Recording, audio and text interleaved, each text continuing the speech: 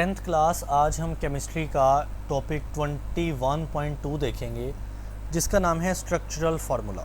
जी तो बेटे हमने ऑर्गेनिक केमिस्ट्री शुरू की हुई है। अगर मैं एक सिंपल कंपाउंड की बात करूँ ना, ऑर्गेनिक कंपाउंड वो है CH4 यानी मीथेन।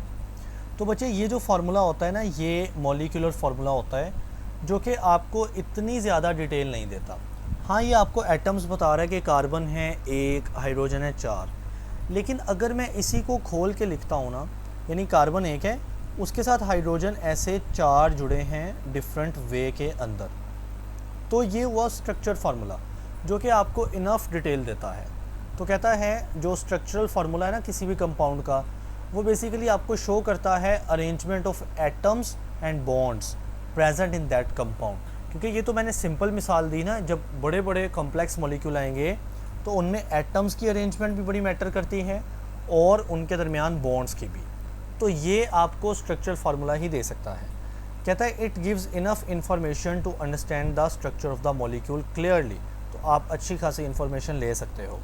अब यहाँ पर स्ट्रक्चरल फार्मूला के कुछ रूल्स हैं। कहता है कि while showing the arrangement of atoms in the molecule it is usual to omit. Omit का मतलब होता है स्किप, यानी आप स्किप कर सकते हो, आप छोड़ सकते हो most of the single bond या single covalent bonds present in the molecule. देखिए ये तो सिंपल एक फार्मूला था ना, तो मैंने तमाम या सारे सिंगल बॉन्ड्स भी मेंशन कर दिए। लेकिन जब बड़ा मॉलिक्यूल होगा, मिसाल के तौर पर कार्बन 1 की बजाय कार्बन 6 हो, तो फिर हम सिंगल बॉन्ड को ओमिट कर सकते हैं, स्किप कर सकते हैं। तो only important bond such as the double और ट्रिपल बॉन्ड आर शोन। क्योंकि डबल और ट्रिपल बॉन्ड काफ़ी रेयर होते हैं, वो इतने कॉमनली मौजूद नहीं होते, कम होते हैं, इस वजह से आप उनको लाजमी शो करेंगे। और इसी तरह से अगर आपके पास लगे हुए हैं सेम ग्रुप, यानी CH3 भी लगा है और CH3 भी लगा है, सेम यानी आइडेंटिकल ग्रुप लगे हैं, तो आप 2 बार लिखने की बजाय ना CH3 लिख के ब्रैकेट आगे 2 यानी ट्वाइस लिख दें। अंडरस्टूड हो जाएगा कि ये 2 मॉलिक्यूल हैं, 2 बार हैं, तो जगह भी कम बचेगी, जगह भी कम यूज़ होगी और टाइम भी जो है ना बचेगा। कहता है identical groups present in the molecules can be bracketed. हम उनको ब्रैकेट के अंदर लगा के together with some other groups also shown using bracket. ठीक है, तो हम ब्रैकेट लगा के और दूसरे ग्रुप से इनके शो कर सकते हैं और इनका साथ नंबर लिख सकते हैं। अब बेटे ये जो स्ट्रक्चरल फार्मूला है ना, इसके तरीके हैं। पहला तरीका है डिस्प्लेड फार्मूला या फुल स्ट्रक्चरल फार्मूला। यानी ये जो मैंने आपको करके दिखाया है, ये बेसिकली फुल स्ट्रक्चरल फार्मूला है जिसमें each and every single bond भी मेंशन है और सारा कुछ क्लियर है। तो ये होता है डिस्प्लेड फार्मूला या full structural formula. This formula shows the detailed structure of a molecule showing the relative position of atom, कि तमाम एटम की पोजीशन क्या है, number and type of bond present in them, तमाम बॉन्ड्स और उनकी type, यानी वो सिंगल हैं या वो डबल हैं, तमाम डिटेल बताना। The bonds are represented by line, जैसा कि मैंने लाइंस की वजह से बॉन्ड को रिप्रेजेंट किया, तो ये होता है डिस्प्लेड फार्मूला या फुल स्ट्रक्चरल। ठीक है, और दूसरा स्ट्रक्चरल फार्मूला होता है कंडेंस्ड स्ट्रक्चरल फार्मूला। अगर मैं एक फार्मूले की एक मिसाल से समझाऊँ ना, देखिए ये इथेन एक मॉलिक्यूल है, उसका जो कंडेंस्ड स्ट्रक्चरल है ना, वो ऐसे है कि पहले फुल देखें, डिस्प्लेड देखें। कार्बन के साथ हाइड्रोजन इधर लगा है, इधर लगा है, इधर लगा है, इस कार्बन के साथ 3 हाइड्रोजन लगे हैं ना, तो डिस्प्ले में आप सारा कुछ मेंशन करते हो, कार्बन हाइड्रोजन के दरमियान बॉन्ड भी। कंडेंस के अंदर वो नहीं मेंशन करते। कार्बन के साथ हाइड्रोजन 3 लगाए, कोई बॉन्ड नहीं लगाया। हाँ, कार्बन के साथ कार्बन की जो दूसरी बॉन्ड है वो हम मेंशन कर देते हैं, फिर जो दूसरा कार्बन है उसको मेंशन किया। डिस्प्ले के अंदर हमने सारी हाइड्रोजन वाली बॉन्ड भी मेंशन करनी होती है, जबकि कंडेंस्ड के अंदर आपने वो मेंशन नहीं करनी, वो स्किप कर देनी है। तो कंडेंस फार्मूले में कहता है this formula still uses line between bonded atom, यानी अभी भी कुछ बॉन्डेड कार्बन कार्बन के दरमियान लाइन है, बट इट ओमिट यानी स्किप करना है the carbon to hydrogen bond. Carbon hydrogen को इकट्ठा करके लिख देना है, बॉन्ड्स मेंशन नहीं करनी। अब बच्चे हम इस टेबल को देखेंगे। टेबल में मोस्टली मेरा काम नहीं होगा, सिर्फ आपका ही काम होगा, लेकिन गाइड करना तो मेरा काम है ना। तो हम कंपाउंड को, सारे कंपाउंड्स को ऑब्जर्व करेंगे और उनका डिस्प्लेड फार्मूला यानी फुल स्ट्रक्चरल फार्मूला और कंडेंस्ड स्ट्रक्चरल फार्मूला दोनों देखने जा रहे हैं। तो पहला कंपाउंड है इथेन। बच्चे ये जो लफ्ज़ है ना एथ का मतलब होता है दो, तो इथेन 2 कार्बन है। और जब लास्ट पे ये आता है ना ANE एन, तो इसका मतलब है ये कंपाउंड सैचुरेटेड है। सैचुरेटेड मीन यहाँ पर तमाम बॉन्ड सिंगल होंगे, हमें एक भी बॉन्ड डबल देखने को नहीं मिलेगा। सो एथेन में 2 कार्बन होंगे, ये रहे आपके 2 कार्बन। पूरे मॉलिक्यूल में सैचुरेशन होगी, यानी तमाम बॉन्ड सिंगल होंगे। हाइड्रोजन पूरे करने होते हैं बस। कार्बन 4 बॉन्ड बना सकता है मैक्सिमम। एक बॉन्ड उसने इस कार्बन के साथ बनाया है, तो पीछे बचे 3, लिहाजा सिंगल बॉन्ड के साथ एक हाइड्रोजन ऊपर लगा है, एक इधर लगा है, एक इधर लगा है, पूरे हो गए। इस कार्बन ने भी 4 बॉन्ड बनाने ना, एक बॉन्ड बना है, 3 बाकी हैं, एक ये हाइड्रोजन, दूसरा ये हाइड्रोजन, तीसरा ये, पूरा हो गया मॉलिक्यूल। अब कंडेंस मैंने आपको बता दिया कि कार्बन हाइड्रोजन को इकट्ठा करके लिख देना है। इस कार्बन के साथ ये 3 हाइड्रोजन लगे हैं, तो कार्बन और 3 हाइड्रोजन। कार्बन कार्बन के दरमियान वाली बॉन्ड बना दो, बना दी। इस कार्बन के साथ ये 3 हाइड्रोजन लगे हैं, तो कार्बन के साथ 3 हाइड्रोजन लगे। तो यही इथेन का ये हो गया कंडेंस फार्मूला। अब बेटे मूव करते हैं इथीन के ऊपर। आपको पता है कि एथ का मतलब क्या है, 2 कार्बन। ईन, जहाँ पे ये ईन आता है ना, ENE, इसका मतलब वहाँ पर एक डबल बॉन्ड होगी, ठीक है जी। तो 2 कार्बन थे, मैंने ये कार्बन और ये कार्बन लगा दिए। अच्छा, डबल बॉन्ड कार्बन कार्बन के दरमियान ही होगी। कार्बन हाइड्रोजन कभी डबल बॉन्ड नहीं कर सकते, क्योंकि हाइड्रोजन बना ही एक बॉन्ड सकता है। अब हाइड्रोजन पूरे करने बचे। कार्बन इसने 2 बॉन्ड बना लिए, तो 2 बचे, लिहाजा इसके साथ एक हाइड्रोजन ये लगा है, एक ये लगा है। इस कार्बन ने भी 2 बॉन्ड ये दरमियान वाले बनाए हुए हैं, 2 बचे, एक हाइड्रोजन ये, एक हाइड्रोजन ये। तो इथीन का ये हो गया डिस्प्लेड फार्मूला। और कंडेंस फार्मूला क्या होगा, ये कार्बन और कार्बन के दरमियान डबल बॉन्ड हम मेंशन करेंगे। ये कार्बन और कार्बन दरमियान में डबल बॉन्ड, पहले कार्बन के साथ 2 हाइड्रोजन लगे हैं, तो बॉन्डलेस यानी बॉन्ड बनाए बगैर आपने लिख दिया H2, इधर भी लिख दिया H2। हमने कार्बन हाइड्रोजन के बॉन्ड्स को स्किप कर देना होता है कंडेंस्ड स्ट्रक्चरल फार्मूला के अंदर जी। तो बेटे मूव करते हैं इथाइन के ऊपर। एथ का मतलब 2 कार्बन, ठीक है। और ये जो है आइन, इसका मतलब होता है कि कार्बन कार्बन के दरमियान ना ट्रिपल बॉन्ड मौजूद है। तो 2 कार्बन है, ये रहा एक कार्बन, ये रहा दूसरा कार्बन, दरमियान में है ट्रिपल बॉन्ड। अब इस कार्बन ने, इसकी बात कर रहा हूँ, इसने 3 हाइड्रोजन बना लिए, 3 बॉन्ड बना लिए, तो पीछे बचा एक बॉन्ड, वो लग गया हाइड्रोजन। इस कार्बन की बात करें, इसने भी 3 हाइड्रोजन बना लिए, तो पीछे बचा एक बॉन्ड, 3 बॉन्ड बना लिए, पीछे बचा एक बॉन्ड, वो लग गया हाइड्रोजन। ये हो गया इसका डिस्प्लेड फार्मूला। कंडेंस की बात करें तो बचे कार्बन कार्बन के दरमियान ट्रिपल बॉन्ड लगाया, और एक एक हाइड्रोजन है वो बॉन्ड के बगैर मेंशन कर दिए जी। तो उसके बाद है प्रोपेन का मॉलिक्यूल। बचे जो प्रोप होता है ना, इट मीन 3 कार्बन। एन है, एन मैंने जहाँ पे बताया शुरू में, जहाँ पे लगे, इट मीन वो कंपाउंड है सैचुरेटेड, यानी तमाम बॉन्ड क्या होंगे, सिंगल होंगे। सो 3 कार्बन है, ये रहे 3 कार्बन, कोई बॉन्ड सिंगल के अलावा नज़र नहीं आएगा, तमाम सिंगल नज़र आएंगे। और सैचुरेटेड है मतलब सिंगल। हाइड्रोजन पूरे करने अब इजी होंगे। आपने देखना है कार्बन के 4 बॉन्ड बने होने चाहिए। एक इस हाइड्रोजन के साथ, इस कार्बन के साथ बनाए, तो पीछे 3 बॉन्ड बचे, वो तीनों बेटे हाइड्रोजन लग गए। बाकियों के भी आपने हाइड्रोजन पूरे कर लेने हैं। अब जिस कार्बन के साथ जितने हाइड्रोजन लगे हैं, जैसा कि फ़र्स्ट कार्बन की मिसाल ले लें, ये 3 हाइड्रोजन लगे हैं, तो मैं फ़र्स्ट कार्बन के साथ 3 हाइड्रोजन ऐसे लिख दूंगा कंडेंस करके। टोटल 3 कार्बन हैं और उनके दरमियान सिंगल बॉन्ड है, वो मेंशन करने। तो इस कार्बन और इस कार्बन के दरमियान सिंगल बॉन्ड मेंशन किया, और अगले कार्बन और पिछले कार्बन के दरमियान सिंगल बॉन्ड मेंशन किया।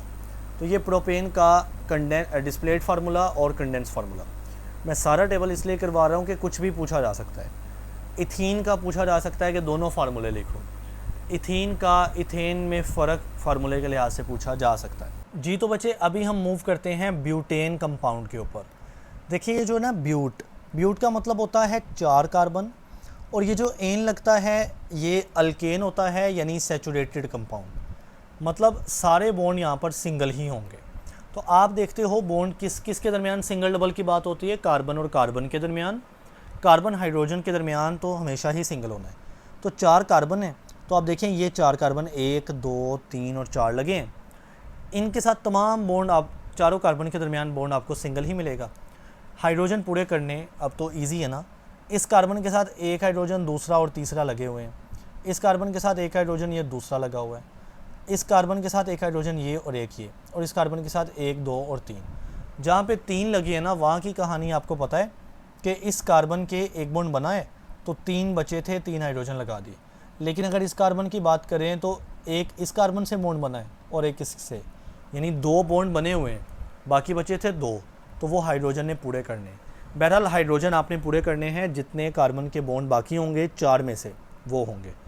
अब उसके बाद आपने कंडेंस फार्मूला लिखना होता है ना, तो कंडेंस स्ट्रक्चर में पहले कार्बन के साथ 1 2 3 हाइड्रोजन लगे तो CH3 आ गया। कार्बन कार्बन के दरमियान बॉन्ड लिखनी है, फिर कार्बन के साथ CH2 है तो ये रहा CH2, अगले कार्बन के साथ भी CH2 है, अगेन CH2, और लास्ट वाले के साथ CH3 है तो ये CH3 आ गया। ठीक है, अब मूव करते हैं अगले कंपाउंड के ऊपर जिसका नाम है ब्यूट 1 ईन। तो बेटे यहाँ पर ब्यूट आया, ब्यूट का मतलब 4 कार्बन, लास्ट में ईन आ रहा है, ईन मतलब वहाँ पर डबल बॉन्ड होगी। ठीक है, 1 का मतलब है कि कार्बन 1 ने ही डबल बॉन्ड बनाई है। सो हम देखते हैं टोटल 4 कार्बन होंगे, पहला कार्बन ये है, दूसरा ये है, तीसरा ये, चौथा ये। कार्बन 1 ने ही डबल बॉन्ड बना ली दूसरे कार्बन के साथ तो 1 आएगा। अच्छा, आप में से कुछ बच्चे सोचेंगे कि कार्बन 1 ने डबल बॉन्ड बनाई है, अकेले ने थोड़ी बनाई है, कार्बन 2 के दरमियान भी तो है ना। तो इसका आंसर ये होता है कि हम ना छोटा नंबर प्रेफर करते हैं।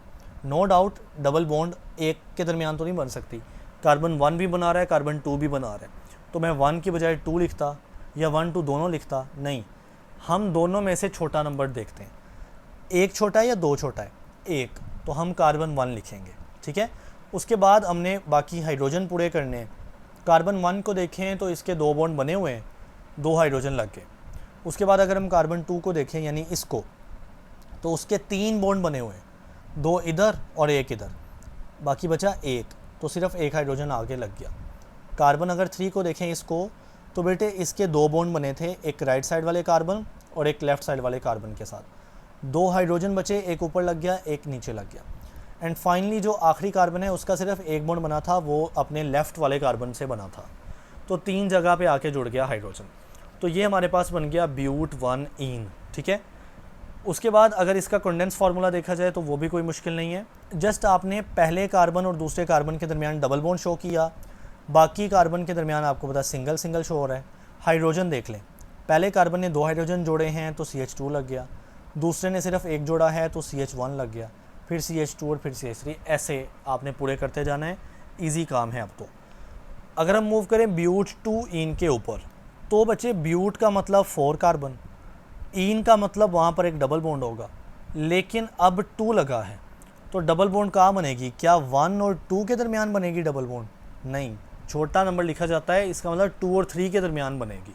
ठीक है, तो देखें सबसे पहले 4 कार्बन तो ड्रा करें ना, तो एक कार्बन ये, दूसरा ये, तीसरा ये, चौथा ये। ईन यानी डबल बॉन्ड आनी है, एक आनी है, कहाँ पे लगेगी?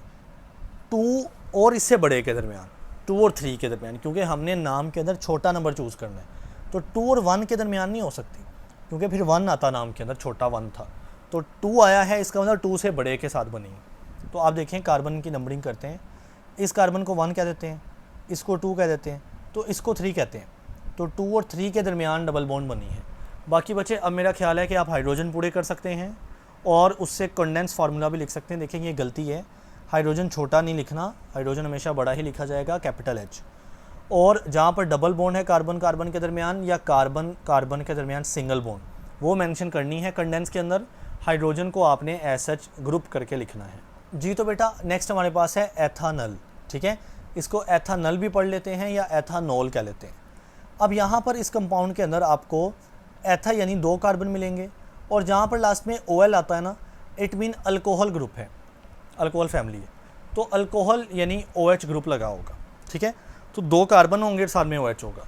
2 कार्बन देखें तो ये एक कार्बन और दूसरा कार्बन, OH लगा है, तो यहाँ पर OH लगा है, उनके दरमियान भी बॉन्ड बनाया गया है, दिखाया गया है, ये होता है फुल स्ट्रक्चरल फार्मूला। बाकी कार्बन कार्बन जो 2 कार्बन है ना, उनके साथ हाइड्रोजन पूरे करने हैं। पहले कार्बन का सिर्फ दूसरे कार्बन से सिंगल बॉन्ड बना है, एक बॉन्ड बना है, तो पीछे बचे 3 हाइड्रोजन, एक हाइड्रोजन ऊपर, एक इधर और एक इधर, 3 हाइड्रोजन पूरे हो गए। अगले कार्बन के 2 बॉन्ड बने हैं, एक ऑक्सीजन के साथ बना हुआ है, इस कार्बन के साथ भी बना है, एक ऊपर हाइड्रोजन लग जाएगा, एक नीचे लग जाएगा। तो ये हमारे पास एथानल का फुल फार्मूला हो गया। अगर मैं कंडेंस करके लिखूँ तो वही बात कि C के साथ H3 लगा हुआ है CH3, इस C के साथ H2 लगा है CH2, और साथ में OH लगा है, इसको भी कंडेंस करके लिख देना है। ओके जी। तो अगला कंपाउंड है प्रोपानल या प्रोपानॉल। प्रोपा यानी 3 कार्बन, ऑल यानी OH ग्रुप अल्कोहल लगा हुआ है, तो 3 कार्बन और OH ग्रुप। तो आप देख सकते हो 3 कार्बन, एक कार्बन, दूसरा कार्बन और तीसरा कार्बन लगा है, ठीक है। और OH ग्रुप कहाँ पर लगा है, उसने पहले कार्बन के साथ यहाँ पर लगा दिया है OH ग्रुप, ठीक।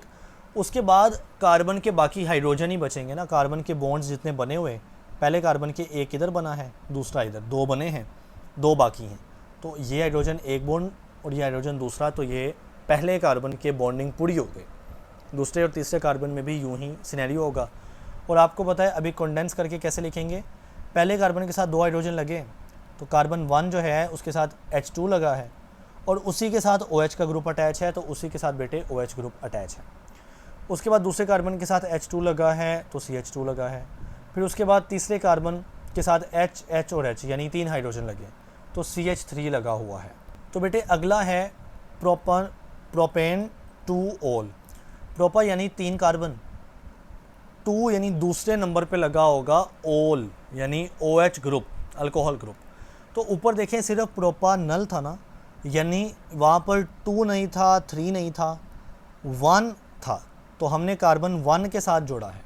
मतलब अगर प्रोपानल है ना सिर्फ, तो इट मीन OH लगना है कार्बन 1 के साथ, और हुआ भी ऐसे ही है कि ये जो कार्बन 1 है उसके साथ लगा है OH।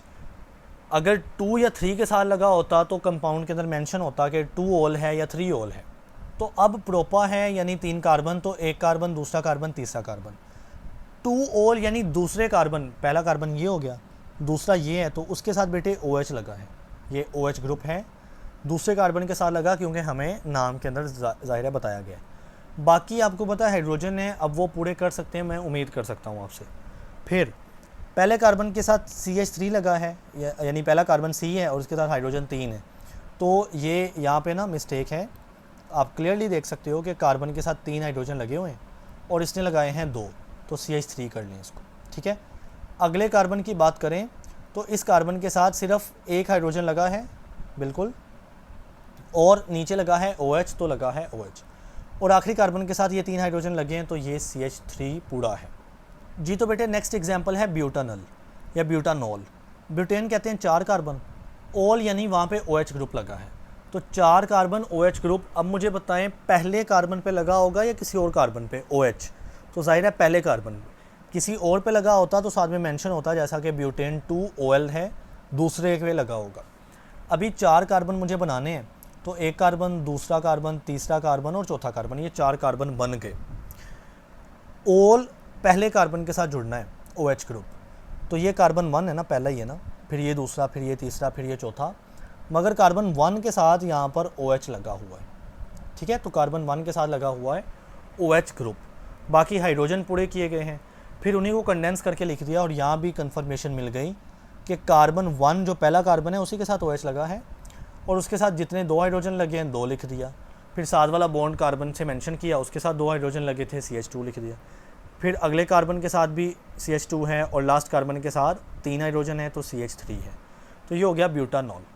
अब अगर नेक्स्ट मूव करें हम, तो हमारे पास यहाँ पर है ब्यूटेन 2 ऑल। तो ब्यूटेन यानी 4 कार्बन, 2 यानी उसमें से दूसरे कार्बन के साथ ऑल यानी OH का ग्रुप जुड़ा होगा। तो बेटा 4 कार्बन कौन से, पहला, दूसरा, तीसरा और चौथा। ये जो दूसरा कार्बन है इसके साथ जुड़ा हुआ है OH ग्रुप, क्योंकि 2 ऑल है, कंपाउंड के नाम ने हमें बता दिया। बाकी हाइड्रोजन पूरे करें, उसको कंडेंस करके लिख लें, ये प्रैक्टिस में ले जाएं इस चीज़ को। उसके बाद मूव करते हैं एथानोइक एसिड जी। तो बेटे ऑर्गेनिक में जो एसिड होता है ना, उसमें लाजमी ये ग्रुप आएगा उस कंपाउंड के अंदर, COOH। ये ग्रुप होता है एसिड का। अब एथा है, यानी एथ है मतलब 2 कार्बन है, एथ का मतलब क्या होता है 2 कार्बन, तो 2 कार्बन वाला एसिड, यानी टोटल 2 कार्बन होने उस कंपाउंड के अंदर, उनमें से ये वाला ग्रुप आएगा, ठीक है। अब अगर मैं आपको बताऊं तो ये कंपाउंड है एथानोइक एसिड में टोटल 2 कार्बन है, एक कार्बन और दूसरा कार्बन। और ये जो ग्रुप है ना COOH, इसमें ये देखें, इसमें ये कार्बन के साथ 2 ऑक्सीजन लगे, एक हाइड्रोजन लगा है। तो 2 ऑक्सीजन कैसे, एक कार्बन के साथ ये ऑक्सीजन लगा है, एक के साथ ये ऑक्सीजन लगा है, यानी इसी कार्बन के साथ एक ऑक्सीजन ऊपर एक इधर, तो दो ऑक्सीजन पूरे हो गए, साथ में हाइड्रोजन इसी ऑक्सीजन के ज़रिए यहाँ पे जुड़ा होता है। लेकिन इनमें फ़र्क ये है कि एक ऑक्सीजन डबल बॉन्डेड है, कार्बन डबल बॉन्ड ऑक्सीजन, और दूसरा सिंगल बॉन्ड है क्योंकि उसके साथ एक और हाइड्रोजन जुड़ा है। तो ये ग्रुप होता है COOH। ये सारा ग्रुप क्या है? COOH, जो कि एसिड का ग्रुप है। तो एक कार्बन तो इसमें कवर हो गया ना, एक कार्बन आ रहा है ना इसमें, तो पीछे बचता है एक कार्बन, क्योंकि टोटल 2 कार्बन होने हैं एथ के अंदर, एथेनोइक एसिड में 2 कार्बन है। एक इसी ग्रुप के अंदर कवर हो गया, तो साथ में हमने एक जोड़ा है। अब उसके एक बॉन्ड ही बना है ना कार्बन कार्बन के दरमियान, तो पीछे 3 हाइड्रोजन थे, लगा दिए, 3 बॉन्ड बचे थे, हाइड्रोजन लगा दिए। अब कंडेंस किया तो पहले कार्बन के साथ 3 हाइड्रोजन लगे, CH3, साथ में अटैच है दूसरा कार्बन, साथ में अटैच है दूसरा कार्बन, और बाकी ऊपर डबल बॉन्ड ऑक्सीजन, क्योंकि हमने बोला था डबल बॉन्ड शो करना है, और साथ में जो OH है उसको कंडेंस करके दोबारा लिख दिया। तो ये हमारा एथेनोइक एसिड का कंडेंस्ड फार्मूला बन गया। ओके बेटे, तो हमारे पास नेक्स्ट है प्रोपानोइक एसिड। आपको पता है प्रोपामीन 3 कार्बन होंगे, एसिड है तो उनमें से एक ग्रुप, पूरे कंपाउंड के अंदर ग्रुप होगा COOH का लाजमी, तो बनेगा प्रोपानोइक एसिड। तो 3 कार्बन है तो एक कार्बन, दूसरा कार्बन और तीसरा कार्बन। अब मेन चीज़ होती है ये COOH को तलाश करना, आइडेंटिफाई करना। तो C ये है, वही जो ऊपर बताया मैंने, एक डबल बॉन्डेड ऑक्सीजन होता है और एक सिंगल बॉन्डेड ऑक्सीजन और साथ में हाइड्रोजन। तो C ये 2 ऑक्सीजन और हाइड्रोजन, C 2 ऑक्सीजन और हाइड्रोजन। अब ये एक कार्बन आ गया, टोटल 3 कार्बन आने ना, तो एक कार्बन तो लग गया ये वाला, उसके साथ 2 कार्बन लगने हैं, तो दूसरा ये और तीसरा ये, टोटल 3 कार्बन हो गए। ये जो कार्बन है इनके हाइड्रोजन पूरे कर लेने हैं और फिर इसको कंडेंस करके वैसे ही लिख देना है जी। तो बेटा अब लास्ट कंपाउंड देखें, मिथाइल एथेनोएट, ठीक है। अब ये जो कंपाउंड होता है ना, ये एक एस्टर होता है, इसका नाम जो ना मिथाइल एथेनोएट, ये बेसिकली एस्टर की नेमिंग होती है इस तरह से। अब जो एस्टर होता है ना, उस एस्टर का पहचान क्या है, उसका ग्रुप क्या है? कार्बन के साथ डबल बॉन्ड ऑक्सीजन लगा होगा और एक और ऑक्सीजन के साथ यहाँ पर बॉन्ड फ्री होगा। मतलब एक ऑक्सीजन के साथ यहाँ पर कोई ग्रुप आके जुड़ेगा, कार्बन का ग्रुप, ठीक है, मिथाइल जुड़ जाए, इथाइल जुड़ जाए, कुछ भी, और कार्बन के साथ भी यहाँ भी एक ग्रुप आके जुड़ेगा। बहरहाल ये मेन चीज़ आपने आइडेंटिफाई करनी है एस्टर में, कि कार्बन के साथ डबल बॉन्डेड ऑक्सीजन जुड़ा होगा एंड देन सिंगल बॉन्ड जुड़ी होगी, उसके इस तरफ एक कंपाउंड होगा कार्बन वाला और उसके इस तरफ भी एक कंपाउंड होगा कार्बन वाला। तो पहले यहाँ पर मैं आपको कंडेंस फार्मूला दिखाता हूँ। कार्बन के साथ डबल बॉन्ड ऑक्सीजन जुड़ा है और साथ में सिंगल बॉन्ड ऑक्सीजन जुड़ा है, इट मीन पहचान तो हो गई कि ये एस्टर है। अब यहाँ पर आप देखें तो ऑक्सीजन के साथ यहाँ पर CH3 ग्रुप जुड़ा है और यहाँ भी इस कार्बन के साथ भी CH3 ही जुड़ा है, तो ये एक एस्टर है, ये कन्फर्मेशन होगी। अब इसका नाम देखते हैं बच्चे। ये जो ग्रुप है ये CH3, हम इसको मिथाइल बोलते हैं ना, तो ये बन गया मिथाइल। और ये जो 2 कार्बन हैं, ये ग्रुप वाला भी, मतलब ये जो ग्रुप है एस्टर का, इसमें भी तो कार्बन आ रहा है ना, उसको शामिल कर लिया इस कार्बन के साथ, तो ये 2 कार्बन बन गए। 2 कार्बन यानी एथ वाला नाम आएगा, एथेनोएट हम इसको पढ़ते हैं, तो ये बन गया मिथाइल एथेनोएट। तो अब आपने ये जो फार्मूला है इसको जस्ट खोल के लिख देना है फुल फार्मूले के अंदर। पहले कार्बन के साथ 3 हाइड्रोजन है, तो कार्बन 1 के साथ एक हाइड्रोजन, दूसरा और तीसरा, फिर सिंगल बॉन्ड कार्बन, तो सिंगल बॉन्ड कार्बन, उसके साथ डबल बॉन्ड ऑक्सीजन, तो ये रहा डबल बॉन्ड ऑक्सीजन। दरमियान में ऑक्सीजन ब्रिज के ज़रिए होता हुआ CH3 है, तो C और H1, H दूसरा और H तीसरा।